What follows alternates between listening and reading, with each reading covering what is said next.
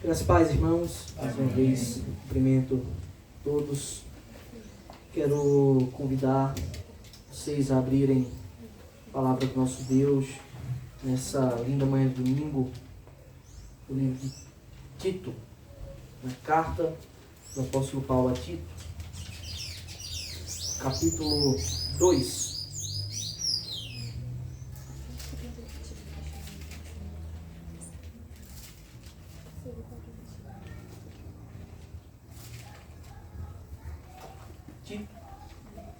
Capítulo 2, vamos fazer a leitura que está dos versículos 11 até o 15.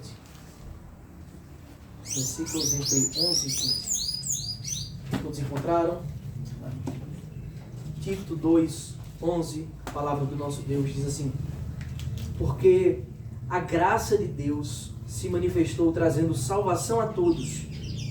Ela nos educa para que, renegadas a impiedade e as paixões mundanas, vivamos neste mundo de forma sensata, justa e piedosa, aguardando a bendita esperança e a manifestação da glória do nosso grande Deus e Salvador Jesus Cristo. Ele deu a si mesmo por nós, a fim de nos remir de toda iniquidade e purificar para si mesmo um povo exclusivamente seu, dedicado à prática de boas obras. Ensine estas coisas, também exorte e repreenda com toda a autoridade, que ninguém despreze você. Amém. Santo Deus, bendito, maravilhoso e eterno, nós estamos agora, Pai, diante de Tua preciosa palavra, diante da Tua palavra que é viva e eficaz. E nós reconhecemos que em nós mesmos não há o entendimento pleno, a sabedoria plena. E é por isso que recorremos a Ti, ó Deus, e clamamos que o Senhor nos ilumine com Teu Santo Espírito para compreender as verdades e para apresentá-las ao Teu povo. Ajuda-me para que eu não fale o que não convém, e ajuda o Teu povo a ouvir verdades espirituais e eternas.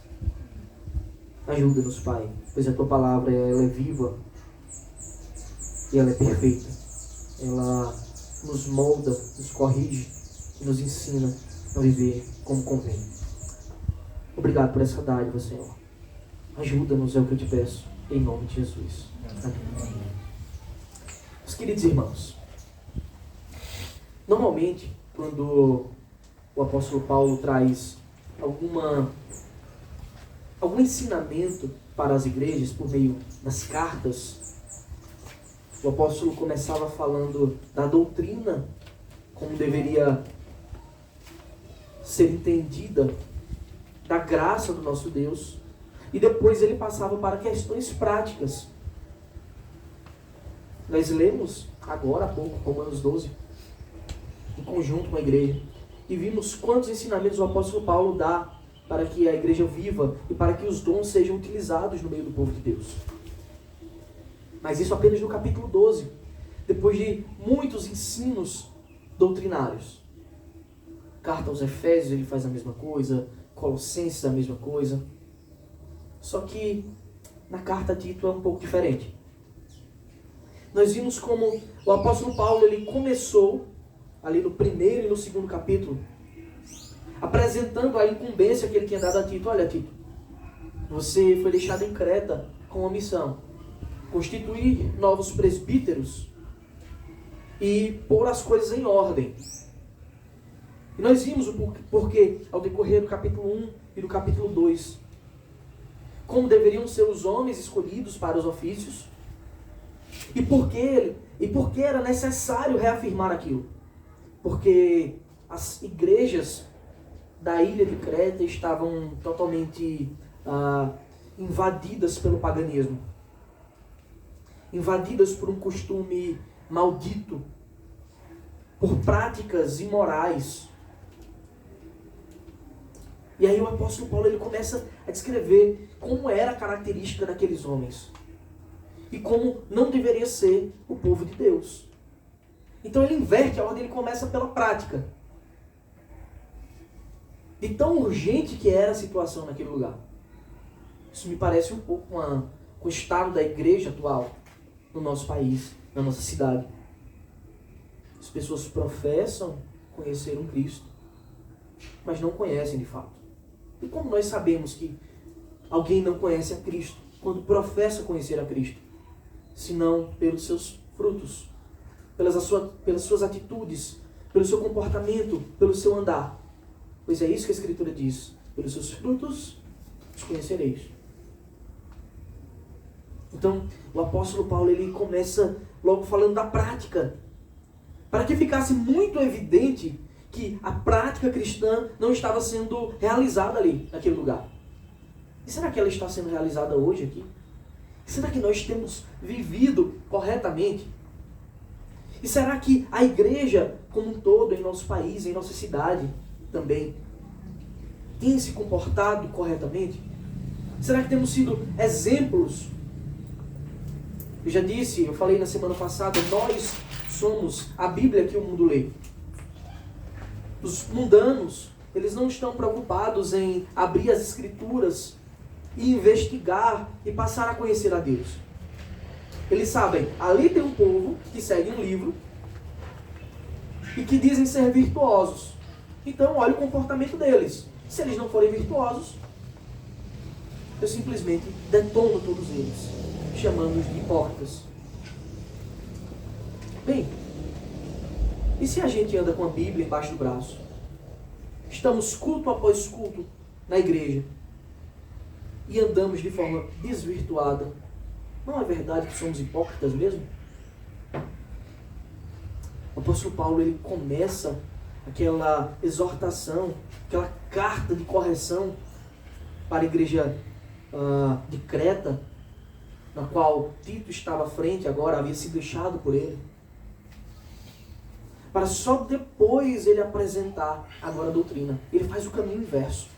E quanto mais nós nos aproximamos da doutrina, das verdades graciosas do Evangelho, todas essas coisas ficam mais claras. Afinal, por que fomos chamados? Por que domingo após domingo nos reunimos aqui? Será que fomos chamados para compor um clube apenas? Será que não houve transformação real e espiritual?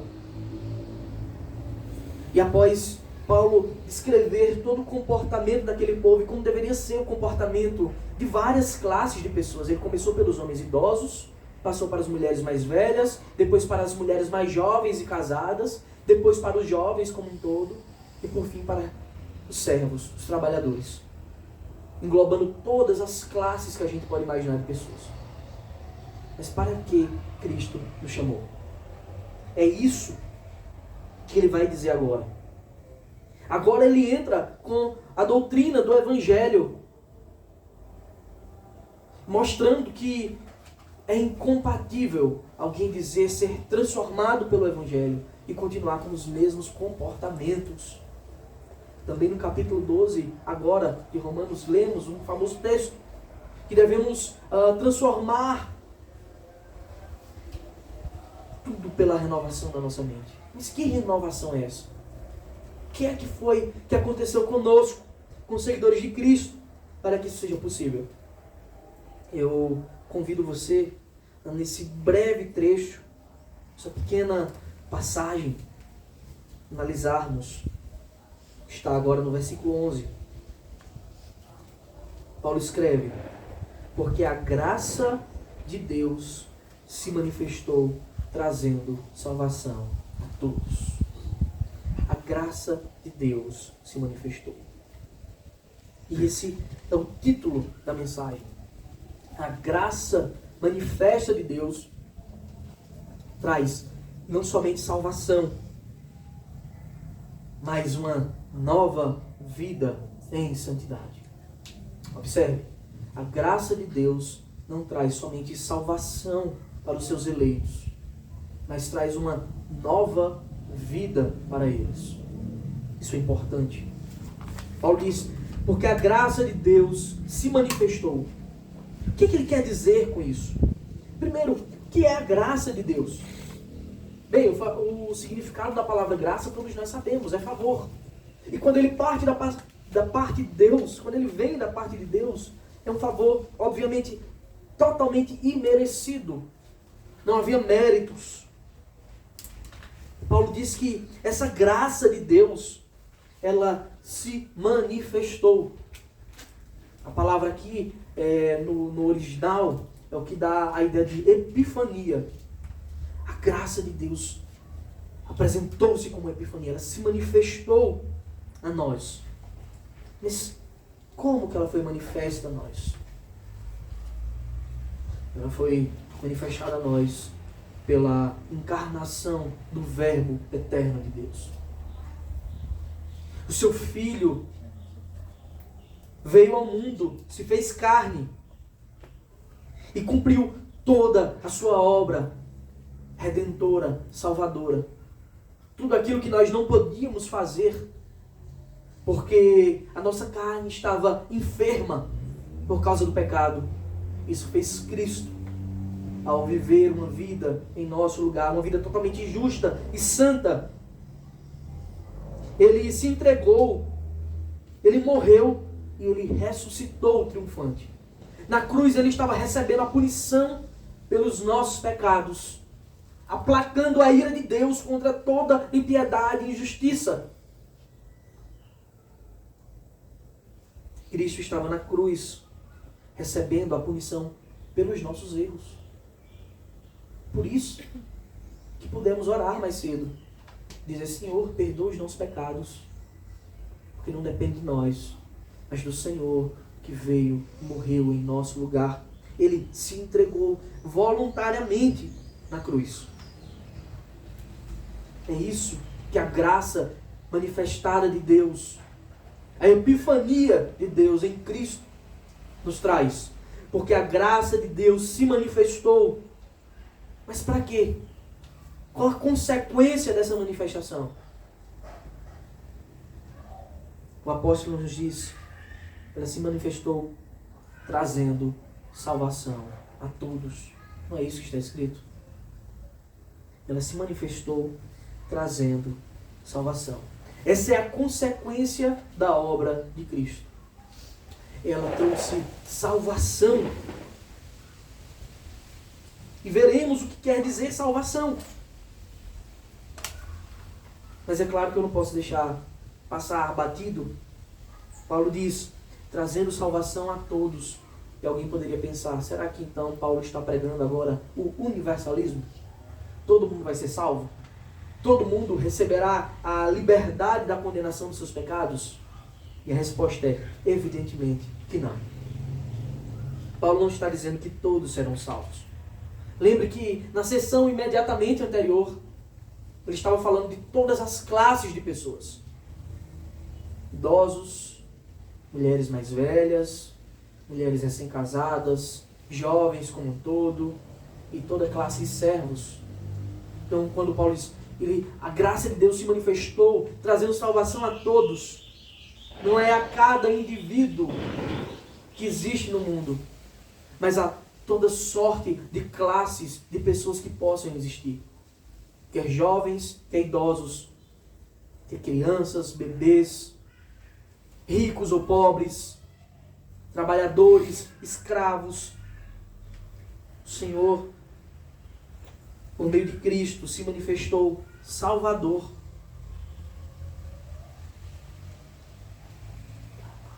Para nos trazer uma liberdade real. Para trazer verdadeira liberdade. E essa graça, a graça salvadora,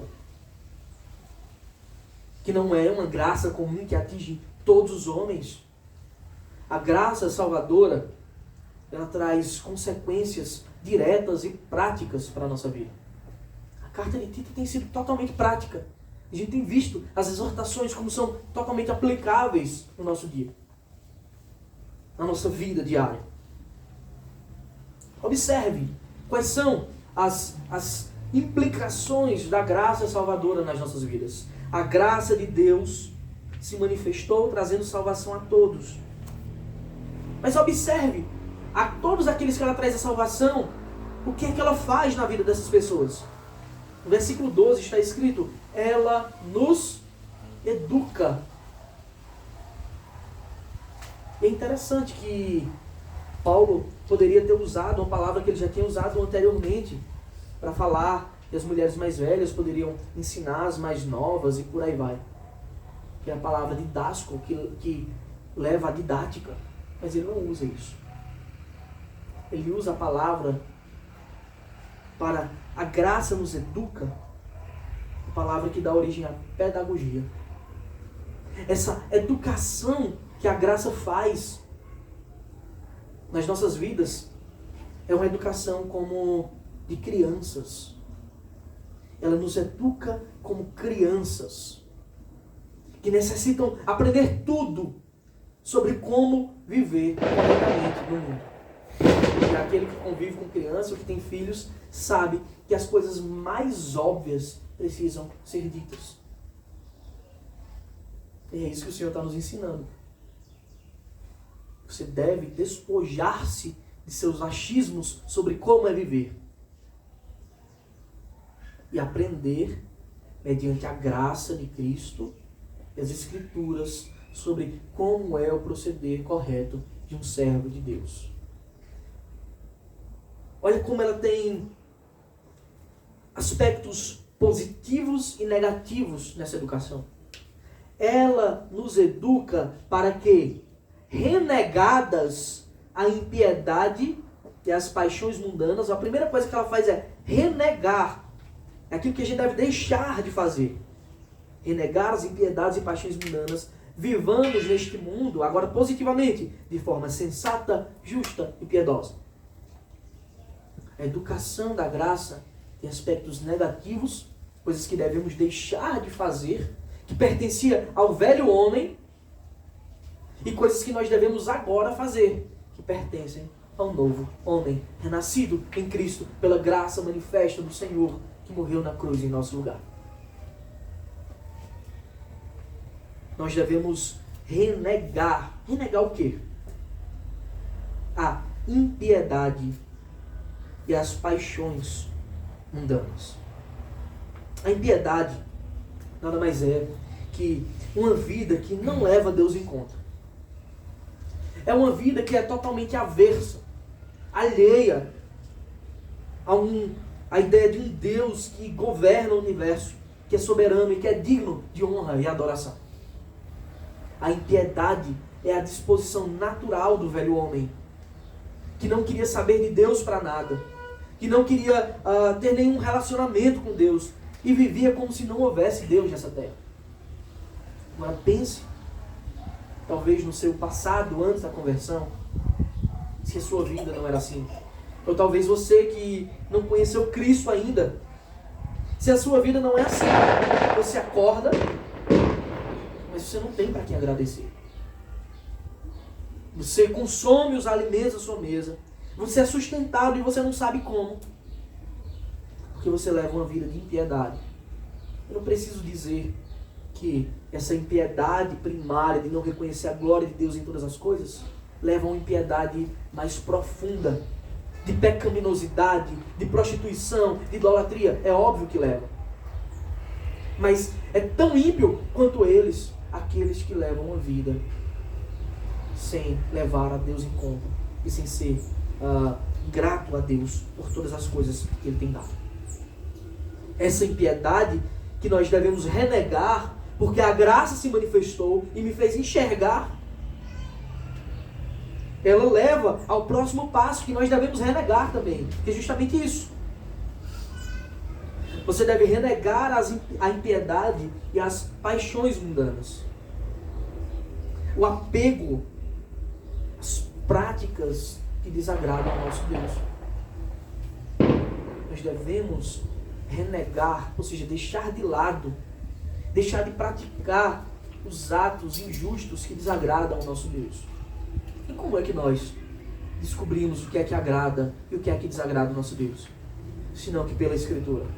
Senão que Paulo já tinha dado uma lista.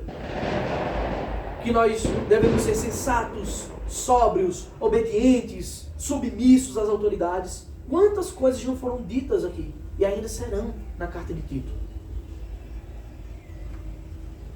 Nós devemos deixar de lado as paixões mundanas. Porque é isso que o mundo espera. Inclusive, além de Deus, Deus é óbvio que Ele espera a santidade em nós. Mas é isso que o mundo lê em você. Não diz, você é cristão e você anda assim, desse jeito, nesses padrões. Você é a Bíblia que o mundo lê. Portanto, viva para a glória de Deus. Enquanto a gente renega a impiedade e passa a perceber que existe um Deus que governa tudo, enquanto nós renegamos as paixões mundanas, as práticas impiedosas, as práticas que desagradam ao nosso Deus, nós descobrimos que a nova vida que recebemos, ela deve ser vivida nesse mundo, mas não mais nos padrões que nós vivíamos. Observe que o apóstolo Paulo diz no versículo 12, ela nos educa a graça e a salvação como consequência disso. Aquele que é salvo pela graça, ele passa a ser educado como criança, para que renegue a impiedade e as paixões mundanas. Mas ele diz assim, vivamos neste mundo. Alguns querem usar esse argumento como pretexto, ou para dizer, não, nós precisamos sair deste mundo, viver como monges escondidos. O pecado vai lhe acompanhar por onde você estiver. Ou outros querem usar isso como desculpa, né? Enquanto estamos aqui nesse mundo, é assim mesmo. A graça de Deus nos educa para viver o agora, nesse mundo, com novos padrões. Com padrões de pessoas renascidas pela graça. Nascidas novamente. Devemos renegar o mundanismo, como o apóstolo Paulo diz, que é o mundo, a expressão mundo sendo usada no sentido ético, mas não fugir do mundo, que aqui agora o mundo é usado no sentido cósmico da existência. E nós lembramos das preciosas palavras de Cristo, quando orou, intercedendo por todos os seus eleitos, dizendo, Pai, eu não peço que os tires do mundo, mas que os guardes do mal. Livre eles do mal, mas não os tires do mundo. Nós, nesse mundo, somos agentes da pregação do Evangelho do nosso Senhor. A nossa nova vida em Cristo, ela deve ser vivida com santos padrões. Com santos padrões nos relacionamentos, inclusive. Em 3 níveis, pelo menos. Observe. Se devemos renegar impiedade e paixões, por outro lado, nesse mundo devemos viver de forma sensata, justa e piedosa. É isso que o apóstolo Paulo diz. Devemos viver de forma sensata, justa e piedosa. E esses 3 níveis, essas 3 características que todo aquele que foi salvo pela graça de Deus deve apresentar, elas representam o nosso relacionamento. Os 3 relacionamentos principais que nós temos. O nosso relacionamento com nós mesmos, eu me enxergo agora como eu sou, as minhas limitações e minhas fraquezas, nosso relacionamento com o próximo, ao nosso redor, nosso relacionamento horizontal e o nosso relacionamento com o Senhor. Ele disse que nós devemos viver de forma sensata. O que é isso? Nós devemos ter equilíbrio. Nós devemos ter domínio próprio. Nós já vimos que uma das características da obra salvadora de Cristo é que Ele nos libertou da escravidão do pecado. E se Cristo te libertou da escravidão do pecado, você é o quê? Livre desse Senhor. Você deve exercer essa liberdade de forma santa, para a glória de Deus, de forma equilibrada. Esse é o nosso relacionamento com nós mesmos. Isso não é fácil. É necessário toda uma caminhada. É necessário muitos passos de aperfeiçoamento. Mas somos informados que quem nos educa em cada um desses passos é a graça salvadora de Cristo. Como crianças aprendendo a andar. Numa nova vida, você tem que aprender tudo de novo. A como viver para a glória de Deus. Mas nós também devemos viver de forma justa. Ou seja, sem reter o direito dos outros. O nosso relacionamento com o próximo, ele é baseado naquilo que a Escritura nos diz, e já dizia há séculos e mais séculos, que você deve amar ao próximo como a si mesmo. Observe como você deve viver de forma justa, amando o próximo como a si mesmo, mas também sensata. Você tem que se reconhecer e compreender quem você é.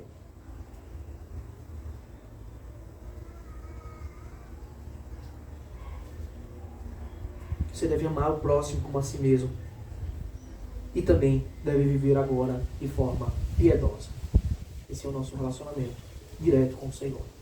E é claro que essas três formas, elas não podem ser dissociadas. Você não tem como estar bem consigo mesmo, no sentido espiritual, mas mal com o próximo, com o Senhor. Nem tem como estar bem com o Senhor e mal com o próximo ou consigo mesmo. Essas coisas andam em conjunto. Você deve viver de forma justa, piedosa e sensata, equilibrada, amando o próximo como a si mesmo, e piedosa, agora levando Deus em conta em cada atitude da sua vida. Se antes você acordava e simplesmente vivia a sua vida como se não houvesse amanhã, não houvesse um Senhor sobre o universo, agora seu primeiro pensamento deve ser: obrigado, Senhor, porque me permitiu viver mais um dia e eu não merecia, mas o Senhor nos permitiu e permitiu estarmos aqui agora, adorando Ele publicamente. Nós aprendemos que a expressão máxima na vida piedosa é cumprir o mandamento do Senhor. E observe que essas coisas se resumem no resumo da lei. Devemos amar a Deus acima de todas as coisas e ao próximo como a nós mesmos. E todas as vezes que nós paramos para refletir como é a prática disso, nós pensamos: isso é muito difícil. Porque ainda somos crianças. Ainda estamos aprendendo, sendo educados pela graça. É a graça que nos educa para essa vida. Mas essa educação, ela não é uma mera educação intelectual do saber. Ela nos educa espiritualmente. Ela nos move para uma santa disposição. Essa é a ordem.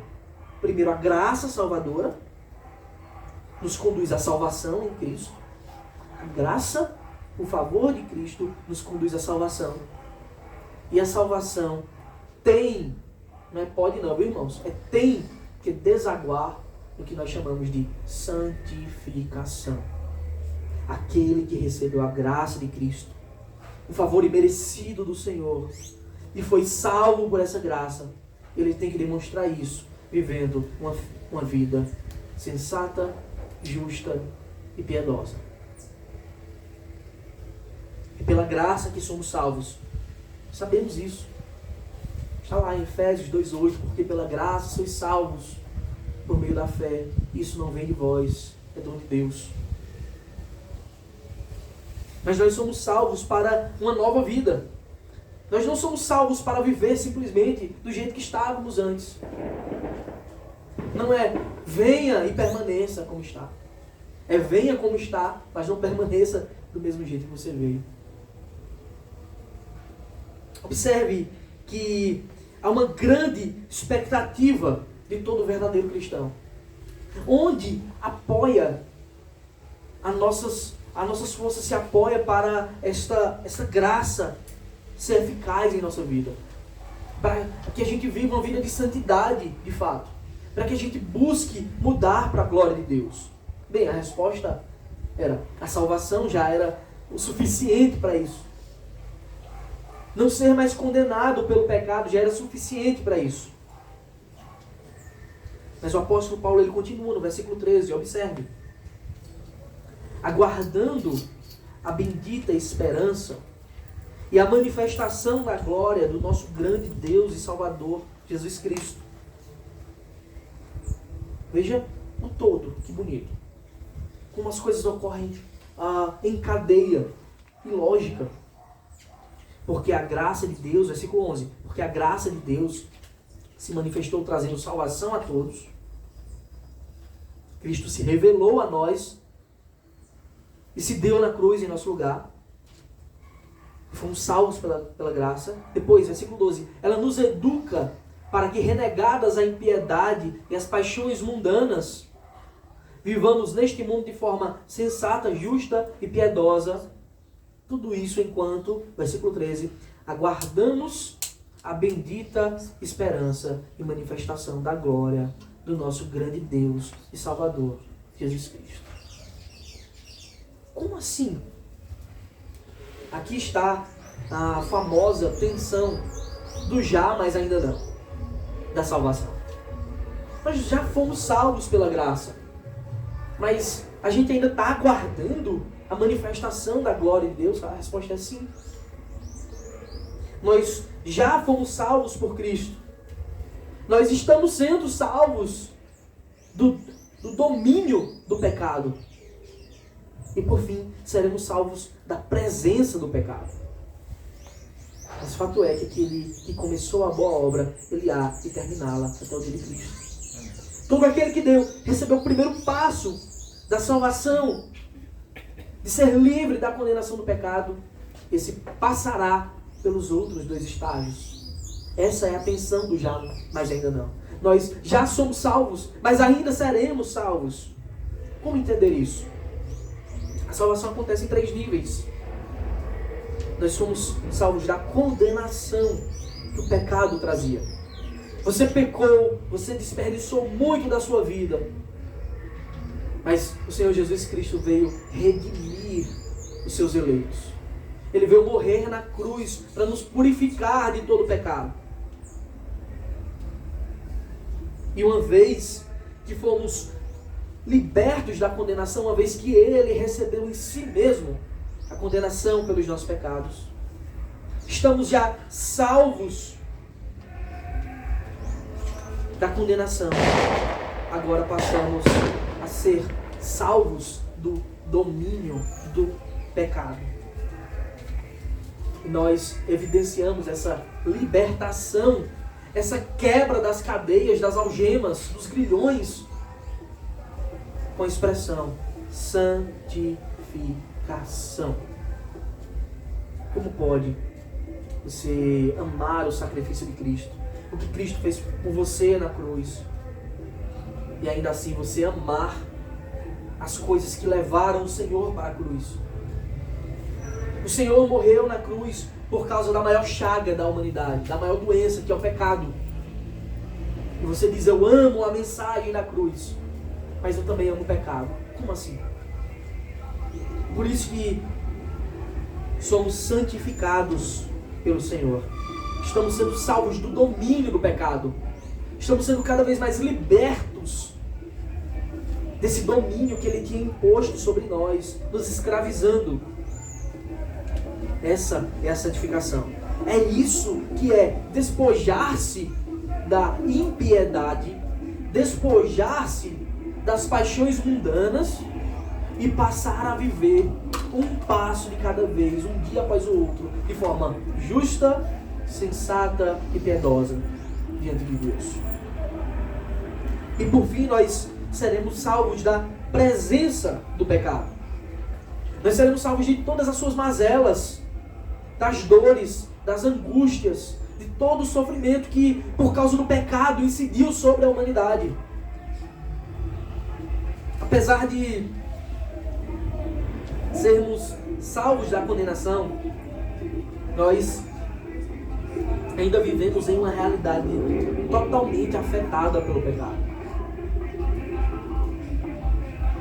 Observe, apesar de nós do povo de Deus já ter sido salvo da condenação, da ira do Cordeiro, nós ainda vivemos em uma realidade afetada pelo pecado.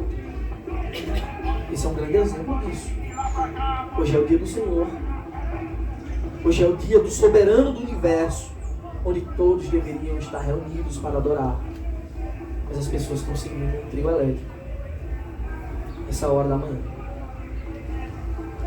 porque pensam mais em sua vida aqui na terra do que na eternidade. Cristo chama um verdadeiro cristão para viver uma vida neste mundo debaixo dos padrões celestiais. Você foi chamado para viver uma vida debaixo dos padrões celestiais. Como nós podemos fazer isso? Como é que nós podemos romper esse relacionamento com o pecado? Por causa da graça que nos educa. Veja, abra comigo Colossenses 1.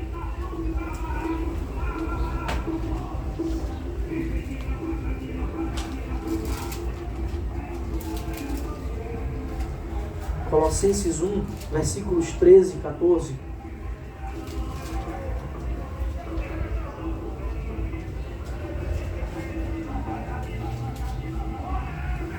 A palavra de Deus diz: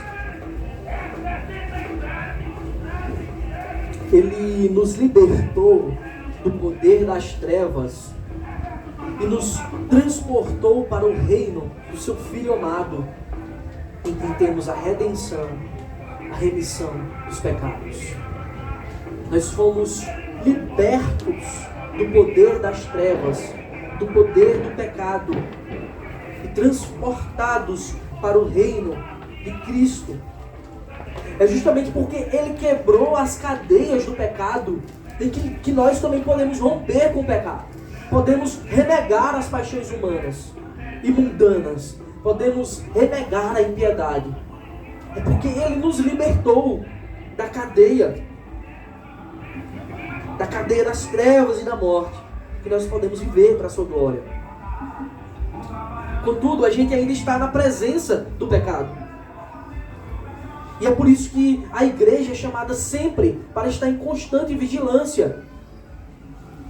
Porque a sua natureza foi acostumada com o erro, com o mal, com o pecado.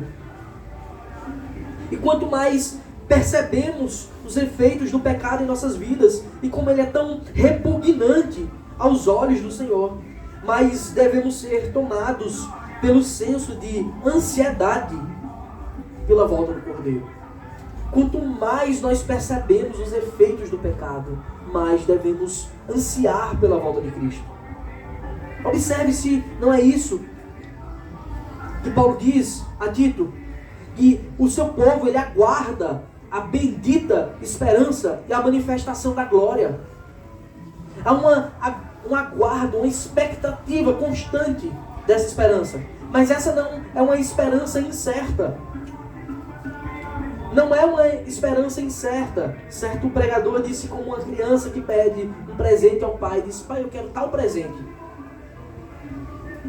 Ele não sabe se o pai vai dar, mas fica nessa expectativa, nessa esperança de um sim. Não. A nossa espera, o nosso aguardo dessa bendita esperança é como aquele que sabe que quando chegar perto das 5 horas da manhã, o sol vai raiar. É uma espera certa de que o Senhor virá e de fato nos fará completos nele. Quanto mais nós percebemos os efeitos do pecado, mais aguardamos ansiosamente a vinda de Cristo. Quantos cristãos, pessoas tementes a Deus, você não pode conversar e perguntar, e você está ansioso pela vida de Cristo? Ela nem pensa nisso. Quantas vezes a gente deixa de pensar nisso por causa das coisas do dia a dia? A gente aguarda muitas coisas, menos a vida de Cristo. nós somos chamados para aguardar o Senhor. Verdadeira esperança da nossa glória. A esperança da salvação. Mas como podemos aguardar? Como podemos estar tão ansiosos e certos, odiando o pecado a cada dia, se nós não temos nos despojado dele? Se nós não temos buscado viver uma vida santa, justa e piedosa? Como fazer isso? Nos aproximando de Cristo, vigilantes e tementes. Nós somos levados por Ele mesmo a aguardar essa bendita esperança. Em Romanos 8, eu peço que você abra também a sua Bíblia. Vamos ler alguns textos interessantes. Em Romanos 8, versículo 18.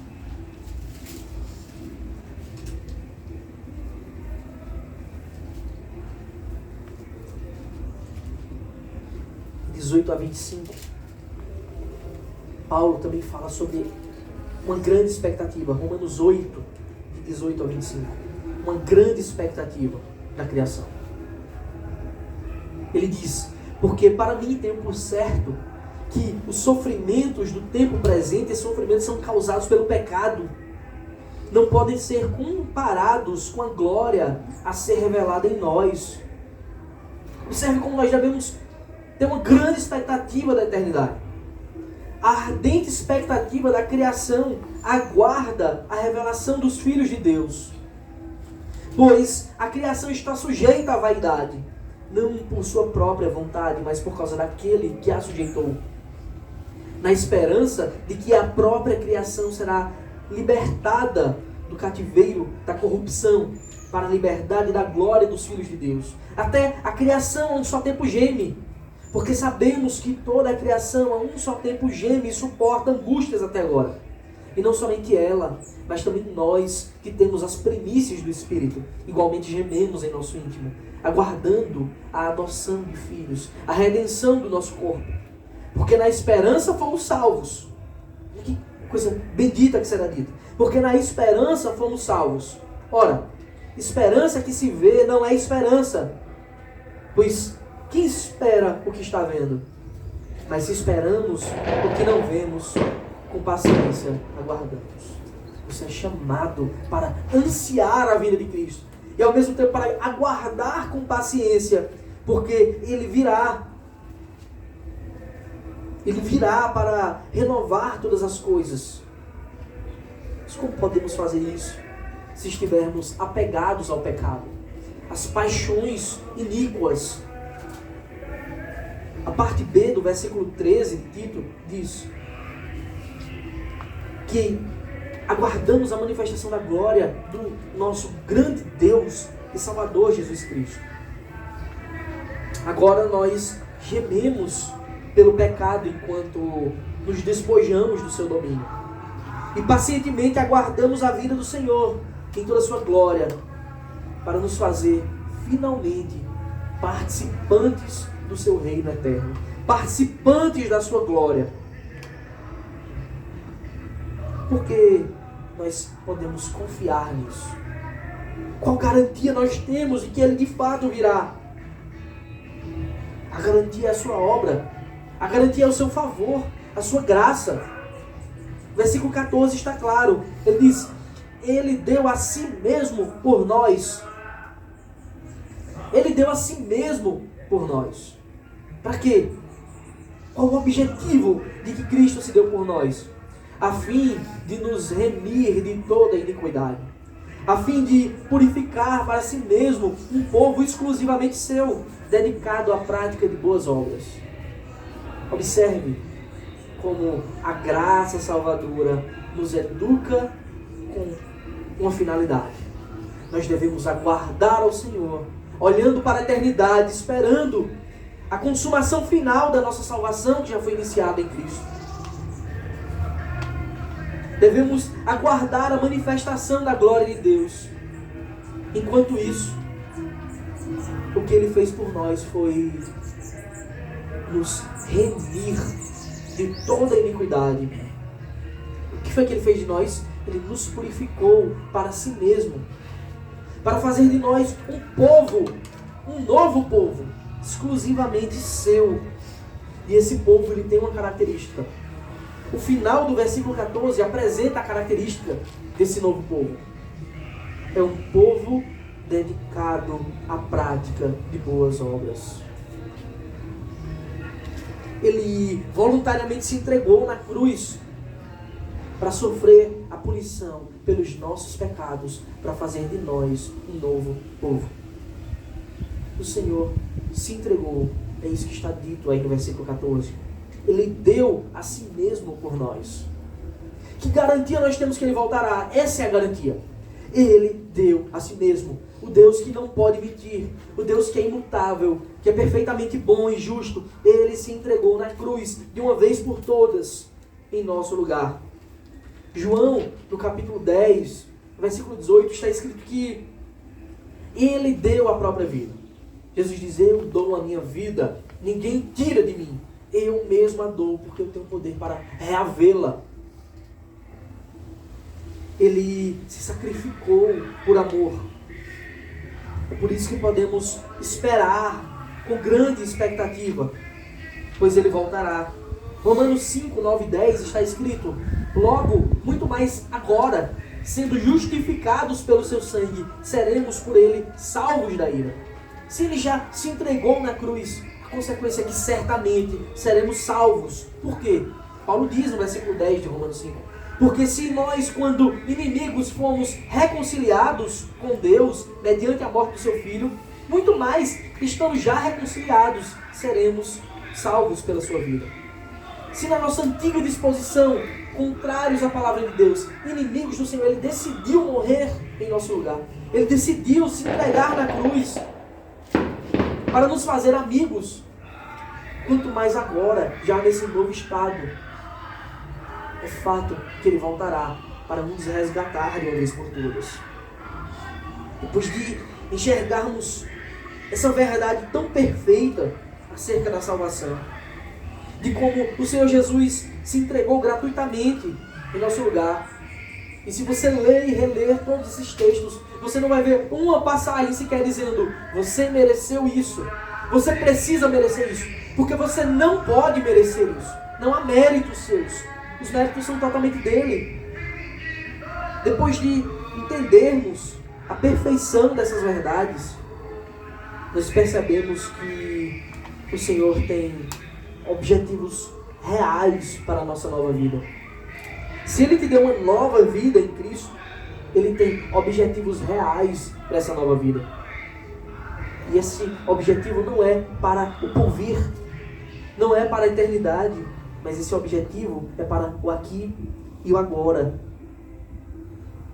O que nos é dito pelo apóstolo é que Ele nos remiu de toda iniquidade.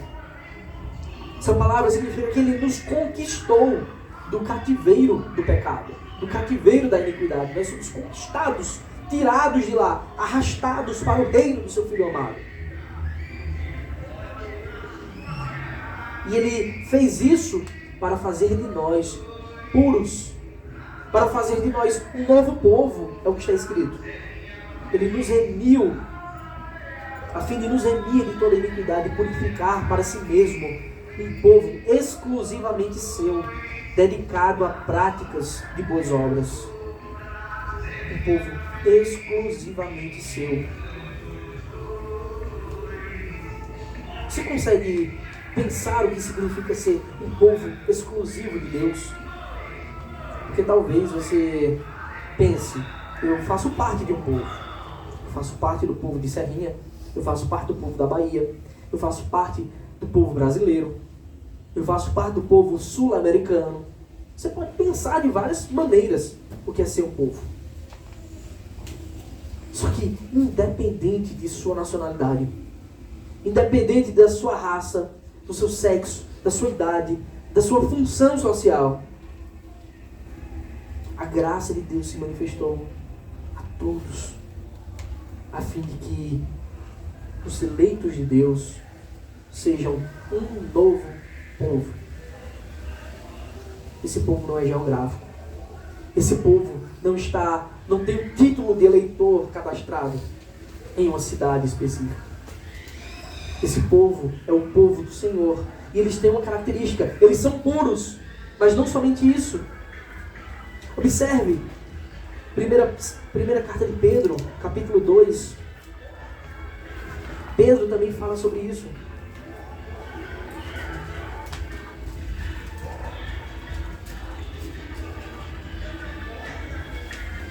Primeira Pedro 2, versículos 9 e 10, está escrito: vocês, porém, são geração eleita, sacerdócio real, nação santa, povo de propriedade exclusiva de Deus. Qual o objetivo? A fim de proclamar as virtudes daquele que os chamou das trevas para a sua maravilhosa luz. Qual era a nossa condição antes da graça, antes da salvação? Antes vocês não eram povo, mas agora são povo de Deus. Antes não tinham alcançado misericórdia, mas agora alcançaram misericórdia. E se você é um povo de Deus, todo povo tem governo, todo povo tem leis próprias, todo povo tem direitos e deveres. E é óbvio que o povo de Deus tem todas essas características. O povo de Deus tem um governo, e é o do Senhor, e Ele é um governo perfeito e soberano. O povo de Deus tem leis próprias, e elas estão expressas na palavra dEle. Quem nos educa para viver nela é a sua própria graça. O povo de Deus tem direitos, a salvação, a conversar com Ele, direito à sua misericórdia, mesmo que não mereça.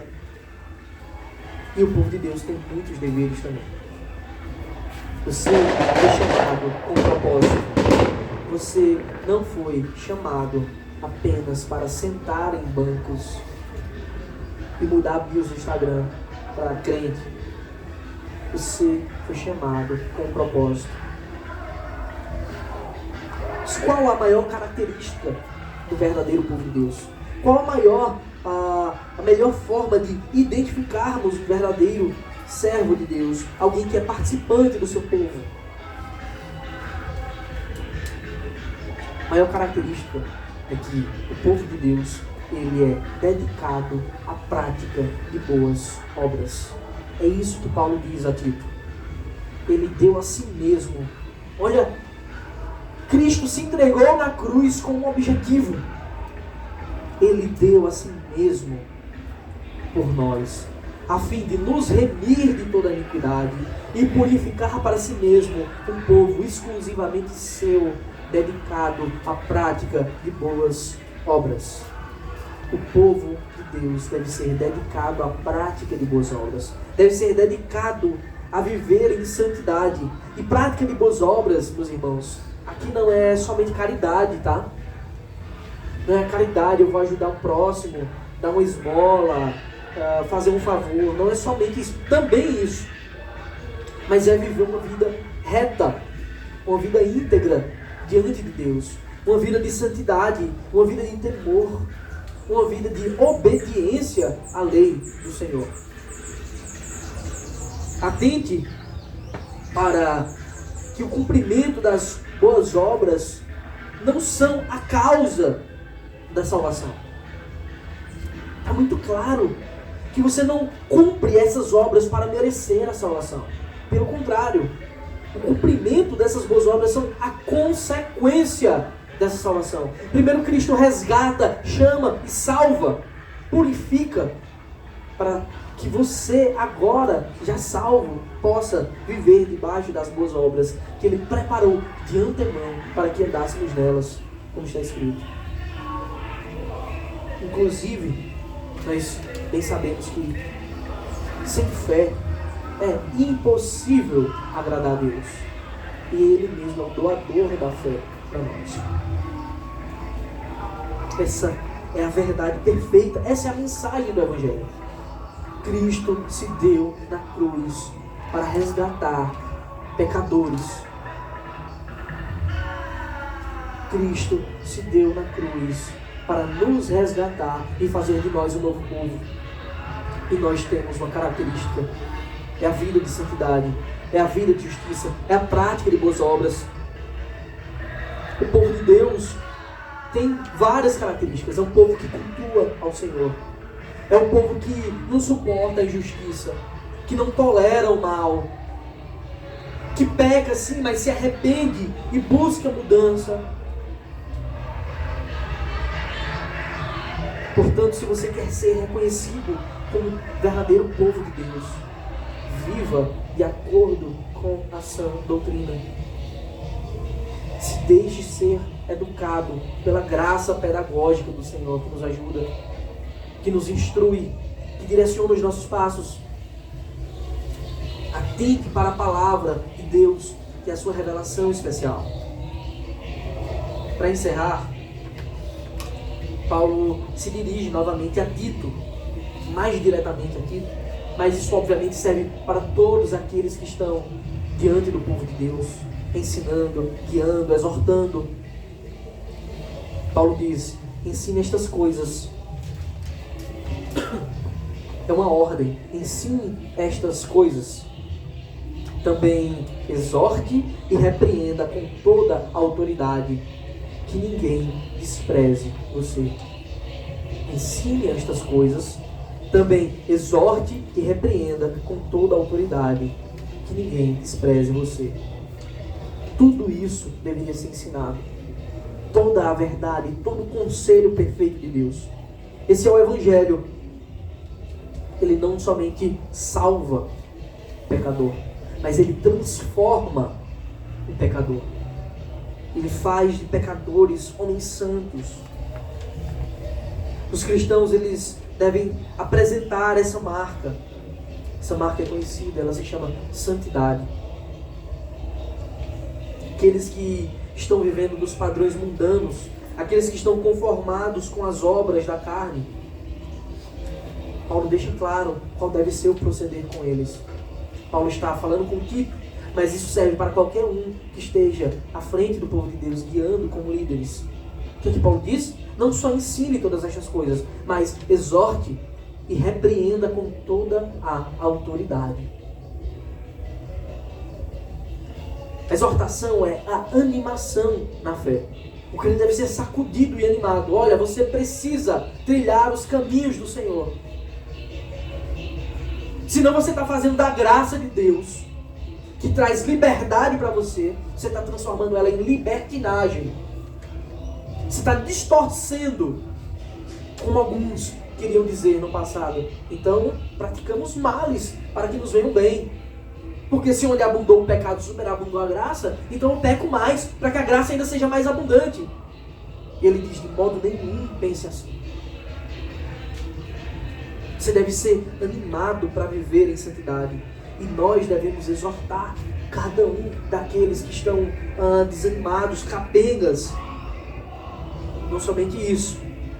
Os pastores, eles devem, e todo irmão que está à frente do povo de Deus deve repreender aquele que está vivendo em práticas erradas.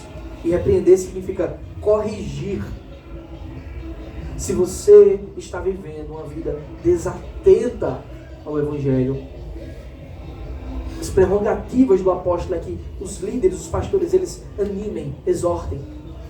Mas se você que se diz cristão está vivendo em desacordo com as verdades bíblicas, se você tem sido pedra de tropeço, se você está envergonhando a igreja de Deus, você deve ser repreendido, corrigido. Se Deus tem levantado homens fiéis, que temem ao Senhor, que amam a sua palavra, que não são rebeldes nem insubordinados, se Deus tem levantado esses homens para te exortar, para te corrigir, para fazer uma correção que procede do alto, baseada nas Escrituras, agradeça a Deus por isso. Isso significa cuidado do Senhor, pois o Senhor repreende, o Senhor disciplina aquele que ama.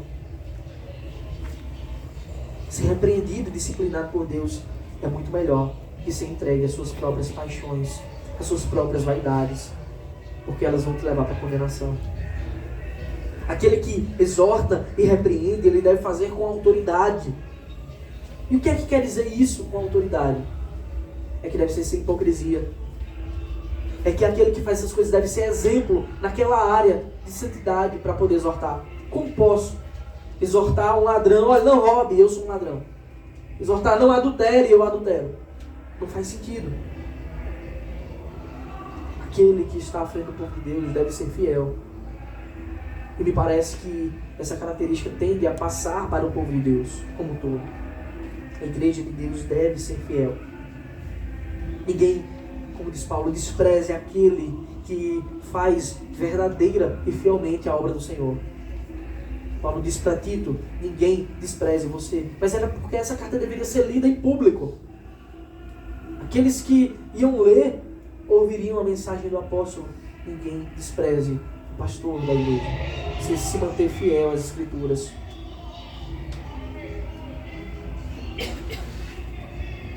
Verdade, meus irmãos, que chegou a hora já, passou há muito tempo, da hora de abandonar os velhos padrões, os padrões de pecado.